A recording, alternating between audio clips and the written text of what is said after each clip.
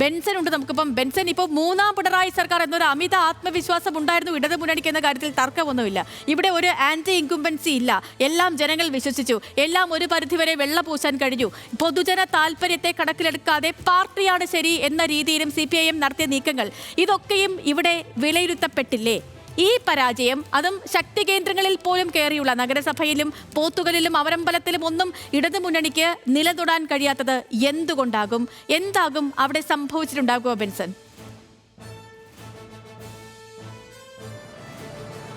സേതുലക്ഷ്മി, 2016 അന്ന് LDF സ്വതന്ത്രനായി PV Anwar മത്സരിക്കുന്നു. വലിയ വിജയമുണ്ടാകുന്നു. അന്ന് അദ്ദേഹം വിജയിച്ചത് 11,000 വോട്ടിൻ്റെ ഭൂരിപക്ഷത്തിലായിരുന്നു നിലമ്പൂരിൽ നിന്ന് വിജയിച്ചത്. പിന്നീട് ഇങ്ങോട്ട് വീണ്ടും 2021 അദ്ദേഹം വീണ്ടും ജയിക്കുന്നു. അതിനുശേഷം 2024 അടുക്കുമ്പോൾ ഇടതു പാളയത്തിനോടും അതോടൊപ്പം തന്നെ മുഖ്യമന്ത്രിയോടും തന്നെ പടവെട്ടി MLA സ്ഥാനം രാജിവെച്ച് വീണ്ടും ഒരു ഉപതെരഞ്ഞെടുപ്പ് വരുന്നു നിലമ്പൂരിൽ. അതേ ഉപതെരഞ്ഞെടുപ്പിൽ മുഖ്യമന്ത്രിക്കും അതേ ഇടതുപാളയത്തിനും എതിരായി PV അൻവർ സ്വതന്ത്രനായി TMCയുടെ നേതൃത്വത്തിൽ മത്സരിക്കുന്നു. ആ മത്സരത്തിൽ നമുക്ക് ഈ LDFന് ഈ മണ്ഡലത്തിൽ നിർത്താൻ കഴിയുന്ന ഏറ്റവും മികച്ച സ്ഥാനാർത്ഥിയെ നിർത്തുന്നു, ജനകീയനായിട്ടുള്ളൊരു സ്ഥാനാർത്ഥിയെ നിർത്തുന്നു. ആ സ്ഥാനാർത്ഥി തോൽക്കുന്നത് അന്ന് അൻവർ വിജയിച്ച അതേ വോട്ടിനാണ് തോൽക്കുന്നത് എന്നത് ഒരു കൗതുകമാണ്. 11,000 വോട്ടിൻ്റെ ഭൂരിപക്ഷം ആണ് ഇന്ന് UDF സ്ഥാനാർത്ഥിക്കുള്ളത്. അപ്പോൾ ഈ കൃത്യമായിട്ടുള്ള പഠനങ്ങളാണ് ഇനി LDFിൻ്റെ ഭാഗത്തു നിന്നും ആവശ്യം. കാരണം ആദ്യഘട്ടം മുതൽക്കേ തൊട്ട് തന്നെ പറയുന്നതാണ് ഇത്തരത്തിൽ ഒരു ആൻറ്റി ഇൻക്യുംബൻസി, അതായത് ഭരണവിരുദ്ധ വികാരം ഈ മണ്ഡലത്തിലോ അല്ലെങ്കിൽ കേരളത്തിലോ ഇല്ല എന്നത് തന്നെയായിരുന്നു ഓരോ പ്രചാരണ ഘട്ടത്തിലും LDF പറഞ്ഞു വന്നിരുന്നത്. എന്നാൽ അത് അത്തരത്തിലല്ല എന്ന് തെളിയിക്കുന്നതാണ് ഈ വോട്ടിൻ്റെ കണക്കുകൾ. ഈ വലിയ തോൽവിയും അതുതന്നെയാണ് തെളിയിക്കുന്നത്. ആദ്യഘട്ടം അല്ലെങ്കിൽ നമുക്ക് പറയാം ഇതൊരു LDFിൻ്റെ മണ്ഡലമല്ല, അല്ലെങ്കിൽ UDFന് ശക്തി കേന്ദ്രമായിട്ടുള്ള ഒരു മണ്ഡലമാണ് എന്ന് പറയുമ്പോഴും LDFിൻ്റെ പ്രചാരണം അത്തരത്തിലായിരുന്നു. സ്ഥാനാർത്ഥിത്വം ഉണ്ടായി അല്ലെങ്കിൽ സ്ഥാനാർത്ഥിയെ പ്രഖ്യാപിച്ച ആദ്യഘട്ടം തൊട്ട് തന്നെ വലിയ രീതിയിൽ സാധ്യമായ രൂപത്തിലുള്ള എല്ലാ സാധ്യതകളും ഈ മണ്ഡലത്തിൽ ഇറക്കിക്കൊണ്ടുകൊണ്ടുള്ള ഒരു പ്രചാരണമായിരുന്നു LDFിൻ്റെ ഭാഗത്തു നിന്നും ഉണ്ടായിരുന്നു. മന്ത്രിമാരെത്തുന്നു, മുഖ്യമന്ത്രി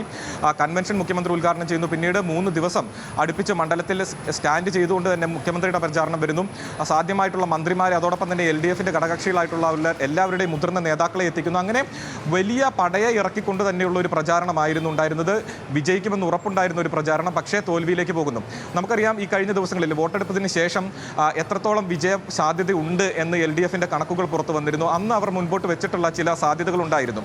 അതിൽ പ്രധാനപ്പെട്ടതായിരുന്നു ഈ UDF അതോടൊപ്പം തന്നെ ജമായത്തെ ഇസ്ലാമിയുമായിട്ടുള്ള ബന്ധം, അല്ലെങ്കിൽ അവർ തമ്മിൽ കൂട്ടുകൂടി ഈ ഇലക്ഷനെ നേരിടുന്നത്. അത് വലിയ ചർച്ചയാക്കിയിട്ടുണ്ടായിരുന്നു. ഈ തെരഞ്ഞെടുപ്പിൻ്റെ പ്രധാന പ്രചാരണ ആയുധമായി അത് ഉപയോഗിച്ചത് LDF അത് ഉപയോഗിച്ചത് തന്നെ ഇത്തരത്തിൽ ഒരു സാമുദായിക ഒരു സമവാക്യം ഉണ്ടാക്കിയെടുത്ത് അതിൽ നിന്നും കുറച്ച് വോട്ടുകൾ, ഒരു വിഭാഗം മുസ്ലിംസിൻ്റെ വോട്ടുകൾ അല്ലെങ്കിൽ മുസ്ലിം സമുദായത്തിൽ നിന്ന് ഒരു വിഭാഗം വോട്ടുകൾ ശേഖരിക്കുക എന്നുള്ളതായിരുന്നു ലക്ഷ്യം. എന്നാൽ അത് കൃത്യമായും ആ ഒരു ലക്ഷ്യം നടന്നില്ല എന്ന് തന്നെ വേണം മനസ്സിലാക്കാൻ. അതോടൊപ്പം തന്നെ M സ്വരാജിൻ്റെ സ്ഥാനാർത്ഥിത്വം നമ്മൾ ആദ്യഘട്ടം തൊട്ട് തന്നെ പറയുന്നതാണ്. അദ്ദേഹത്തിന് വലിയ രീതിയിലുള്ള ഒരു ജനകീയ അടിത്തറ മണ്ഡലത്തിലുണ്ട്. അത് വോട്ടായി മാറുമെന്ന പ്രതീക്ഷ LDFിനുണ്ടായിരുന്നു. എന്നാൽ അത് അത്തരത്തിലായിട്ടില്ല എന്ന് തന്നെയാണ് തെളിയിക്കുന്നത്. അതിൻ്റെ ഏറ്റവും വലിയ ഉദാഹരണമാണ് അദ്ദേഹത്തിൻ്റെ സ്വന്തം ബൂത്തിൽ പോലും 20ഓളം വോട്ടിൻ്റെ കുറവാണ് അദ്ദേഹത്തിനുള്ളത്. അപ്പോൾ ഇത്തരത്തിൽ ഒരു ജനകീയ മുഖത്തെ അവതരിപ്പിച്ചുകൊണ്ട് തിരഞ്ഞെടുപ്പിനെ നേരിടുമ്പോൾ അവിടെ രാഷ്ട്രീയം ചർച്ചയാകുമ്പോൾ അത് വോട്ടായി മാറിയിട്ടില്ല എന്ന് തന്നെ വേണം അവിടെ കണക്കാക്കാൻ.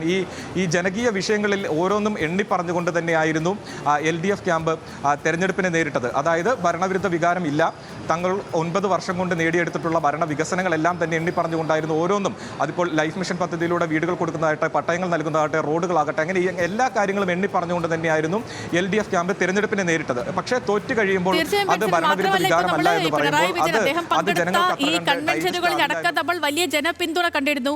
അതുപോലെ തന്നെ സ്ഥാനാർത്ഥി M സ്വരാജ് എത്തുന്ന സ്ഥലങ്ങളിലെല്ലാം വമ്പിച്ച സ്വീകരണമൊക്കെ കണ്ടിരുന്നു. കൊട്ടിക്കലാശ സമയത്ത് കണ്ടത് വലിയ ആൾക്കൂട്ടം ഉണ്ടായിരുന്നു സ്വരാജിനൊപ്പം. അപ്പോൾ ഈ വോട്ടുകളൊക്കെ എങ്ങോട്ട് പോയി എന്ന കാര്യങ്ങളടക്കമുള്ള ചർച്ചകൾ ഇനി വരേണ്ടതുണ്ട്.